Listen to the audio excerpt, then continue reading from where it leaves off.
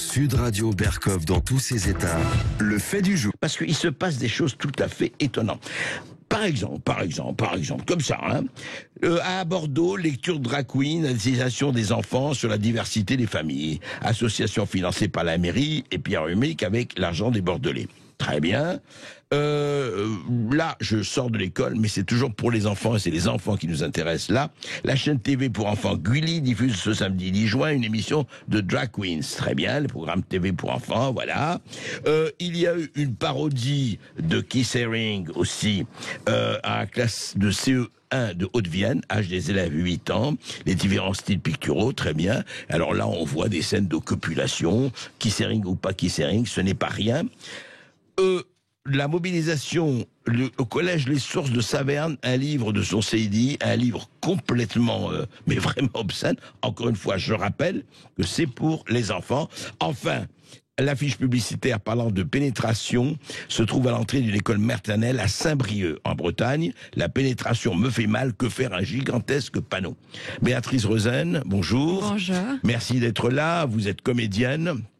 On vous voit souvent dans les plateau de télévision et vous prenez toujours, et avec courage, vous prenez des positions très précises qui ne sont pas, je dirais, dans la correction politique de la doxa du temps. Oui, mais qu'est-ce que vous pensez de cette espèce d'effet différent dans les écoles? Alors moi, je veux bien vivre la sexualité, mais à 8 ans, 10 ans, 6 ans, c'est quoi? Alors, pour moi, effectivement, je prends des avis qui sont assez tranchés et pas forcément ceux qu'on attend de gens de mon métier. Mais je trouve que là, on atteint vraiment un trop-plein. On atteint un trop-plein, tout ce que vous avez cité. Et encore, quand vous avez cité la parodie ou le dessin de Keith Haring, c'est pas juste des scènes de copulation. C'est une scène, excusez-moi, de sodomie entre un homme et un animal. C'est-à-dire que ça va loin. Alors, entre ça, des spectacles dans l'espace public subventionnés par la mairie de Lyon qui ont fait polémique, qui sont montrés à des enfants lundi Grand Pré, voilà, oui, qui font la promotion de sexualité avec la nature, avec des plantes, etc. Et c'est très graphique et c'est très concret ce qui est montré. Voilà, on arrive, c'est trop. Tout ça, c'est trop. Je pense qu'en fait, il y a une vraie confusion. Tout ça vient ils confondent en fait l'apprentissage de la tolérance et de la bienveillance. Et ça, je suis absolument pour. Être tolérant, tendre la main à un enfant qui est différent, l'accepter, ne pas se moquer, ne pas le harceler. Ils confondent ça avec, en fait, le prosélytisme et une espèce de propagande d'une idéologie. Et en fait, c'est complètement différent. Mais le problème, c'est que pardon, Béatrice Rosen, quand vous dites propagande d'idéologie, quelle idéologie de parler comme ça à des enfants? C'est quoi derrière? C'est quoi? On veut que les enfants, dès l'âge de 4 ans, 5 ans, c'est quoi? Encore une fois, il y a une confusion. Ils pensent qu'ils sensibilisent les enfants, par exemple, à la notion de consentement, sexuel, à la notion de sexualité. Mais en fait, je crois que c'est le contraire qui se passe dans les faits. C'est pas une sensibilisation, c'est une désensibilisation. Parce qu'à force de banaliser dès le plus jeune âge, d'enlever, de flouter les limites de ce qui fait les repères. La décence, la pudeur. En fait, les enfants ne peuvent pas se construire sur des on se construit tous sur des repères fermes. Et ensuite, on pas dans la ouate et le flou. Voilà, pas dans le fluide. Ouais. Je veux dire, c'est même contradictoire, je vais vous dire, parce qu'en fait, la notion de consentement, elle est binaire. Elle n'est pas fluide. C'est oui ou c'est non. Et justement, je pense que c'est dangereux parce que les prédateurs s'engouffrent dans ce flou, dans cette fluidité entre le oui peut-être, non, mais pourquoi pas, mais le non. Non, c'est oui ou non le consentement. Je suis désolée. Et moi, j'ai pas envie qu'à l'école, j'ai une petite fille de 5 ans, j'ai pas envie qu'on apprenne la masturbation à ma petite fille de 5 ans ou à mon enfant de 8 ans. Il y a un temps pour tout, il y a un âge pour tout dans la vie. À 6, 7, 8 ans, il y a un âge pour la petite souris, pour le Père Noël, pour l'innocence, pour la pureté de ces moments magiques qui dureront toute la vie comme des souvenirs précieux. Et puis il y a un temps pour l'éducation sexuelle, la puberté, la majorité sexuelle. Voilà, il y a un temps pour tout. Mais et comment il se fait quand même? Alors, moi la question qui me taraude, et je ne suis pas le seul depuis quelque temps, parce que c'est pas nouveau, vous savez, ça fait quelques mois, voire quelques années, que dans les écoles, que dans un certain... Comment ça se fait que soit les parents soit, en tout cas quelques parents, soit les professeurs ou le principal, soit les institutions non seulement tolèrent, mais encouragent. Il y a des associations qui sont subventionnées par certaines mairies. Il y a des parents qui disent oui, pourquoi pas. Il y a des professeurs qui laissent faire ou qui sont d'accord. Il y a quand même un consensus bizarre. Je crois pas. Je pense que, comme d'habitude, ce sont des minorités actives. Je pense que la majorité des parents n'ont pas envie qu'on apprenne à leurs enfants de je sais pas, 5, 6, 7, 8 ans à se masturber à l'école, ou ce que c'est qu'une fellation, ou même une pénétration. Encore une fois, il y a un temps pour tout, et je ne pense pas que ces gens soient majoritaires.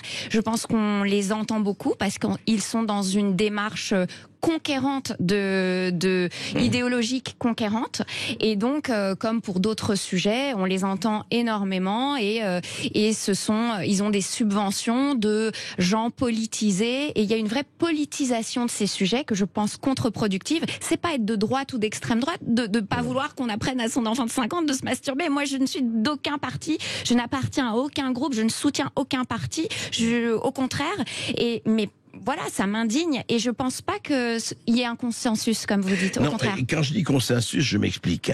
Quand même, qu'un principal, je dis pas qu'il y a ça dans toutes les écoles, bien sûr que c'est minoritaire, vous avez raison, Béatrice Rosen, mais quand un principal ou des professeurs, je ne parle même pas de subventions politiques, acceptent ça, trouvent ça tout à fait normal que dans leur petite classe, dans leur classe de collège ou etc., ça puisse se faire. C'est quand même bizarre. Ils peuvent dire, écoutez, nous, pas à l'école, comme on fait ça pour la laïcité. Bon, alors là, est-ce qu'il ne faudrait pas une laïcité sexuelle à l'école? Oui, je pense que maintenant, il faudrait une charte de protection des enfants qui s'applique à également les écoles. Protéger les enfants et les sensibiliser ou les désensibiliser à la sexualité, ce n'est pas les protéger. Si on voulait vraiment, c'est là où il y a une certaine hypocrisie, si vous voulez. Si on voulait vraiment protéger les enfants, déjà on lutterait en priorité contre le harcèlement, contre les prédateurs sexuels. Et comment on fait ça? En ayant une répression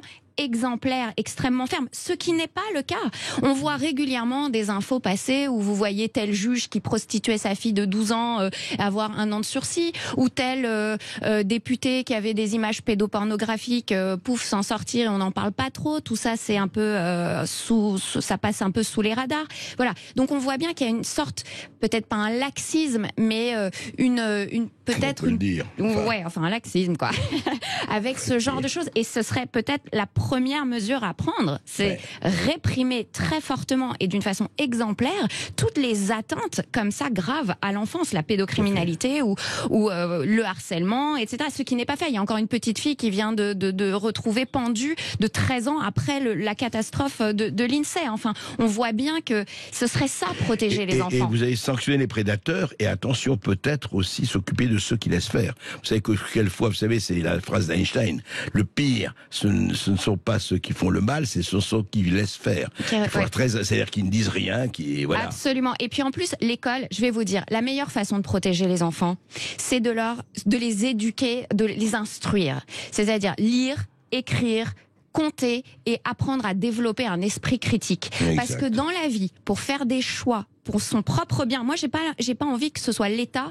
qui décide ce qui est pour mon bien ou pour le bien de mes enfants. Je veux que moi, tant que mes enfants sont mineurs, j'ai la responsabilité de mes enfants.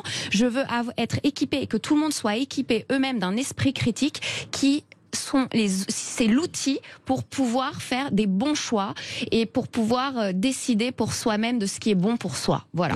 Et c'est ça, protéger les enfants. C'est pas leur apprendre à se masturber, c'est pas leur apprendre à faire des spectacles forcément de drag queen. Moi, je n'ai absolument rien contre personne. Je trouve qu'il y a des problématiques d'adultes qui doivent rester des problématiques d'adultes. Ils ont tout le temps d'y venir, ces enfants, et ils sont pas équipés pour comprendre. Voilà, je peux vous donner un exemple avec ma fille. Il y avait le maire d'un pays nordique qui s'était mis en drag queen pour faire une déclaration là récemment, et c'est passé aux informations. Et ma fille a vu les images de ce maire en drag queen. Et ma petite fille n'a pas compris, si vous voulez, et elle dit mais c'est un monsieur, c'est pas. Alors je lui dis oui, mais il s'est déguisé. Alors j'ai essayé de lui expliquer avec des mots d'enfant, mais si vous voulez, un enfant de 5 ans, il n'est pas équipé et il comprend pas la mesure et la portée de tout ça, et il peut tout à fait l'accepter et le tolérer, mais c'est autre chose que je sais pas, de forcer ces problématiques-là sur des petits. Et ce qui est étonnant dans cette histoire, alors je ne sais pas, qu'un ministre de l'Éducation nationale comme Pape Diaye met d'abord l'accent justement sur l'apprentissage de la sexualité, bon très bien, enfin encore faut-il savoir justement comment et avec qui et de quelle manière et à quel âge, et comme vous disiez, le harcèlement peut-être, et les drames qu'il provoque, c'est peut-être beaucoup plus grave. Et je vais vous dire, tout ça c'est symptomatique de notre époque où finalement, comme on a cassé tous les codes, c'est la phrase préférée de tous les gens qui veulent être cool ou je sais pas, à force de casser les codes, on a cassé tout. On a cassé les repères. Et quand on n'a plus de repères, le danger c'est qu'on ne sait plus quelle est la priorité. Parce qu'on n'a plus de repères. Donc on ne sait plus qu'est-ce qui est important, qu'est-ce qui ne l'est pas, qu'est-ce qui est prioritaire, qu'est-ce qui ne l'est pas. Bien et sûr. Finalement, au lieu de mettre le paquet, on voit bien que l'école est en déliquescence, au lieu de mettre le paquet, le niveau scolaire des enfants, enfin toute l'éducation nationale, il manque des profs, ils sont pas remplacés, enfin tout ça, au lieu de mettre le paquet là-dessus, ils mettent le paquet sur des choses qui, franchement, sont pas prioritaires à 5 ans.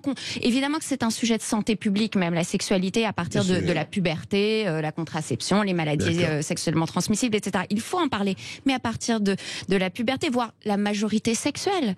Tout à fait. Avant ça, ce sont aux parents de sensibiliser, comme ils disent, tous ces mots de novlangue qu'on adore, les enfants. C'est vrai, Béatrice Rosen. Alors, alerter les bébés, comme chantait Jacques Higelin, et puis surtout, alerter les parents. Et alerter tout le monde, et comme vous dites aussi, des sanctions. Il faut quand même, la carotte, c'est très joli, mais le bâton, c'est pas mal non plus. On ne peut pas laisser faire cette espèce de déséquilibre, je crois, et on voit tous ces exemples que vous avez donnés, qu'on a donnés. C'est quand même pas comme ça, et heureusement qu'il y a des parents vigilants, et qu'il y a Béatrice Rosen. Juste un dernier mot, je voudrais vraiment dire aux parents de se mobiliser, que vraiment c'est important, parce qu'après ces enfants-là, ils vont porter ça toute leur vie, et c'est comme ça que c'est le moment où on se construit, et vraiment c'est important de rejoigner des associations. Il y en a plein, les Mamans Louves, oui, il y en a plein, et vraiment mobilisez-vous, et il y a un moment, faut dire stop. Voilà, trop c'est trop. Apprenez à dire non. Merci Béatrice Rosen. Merci.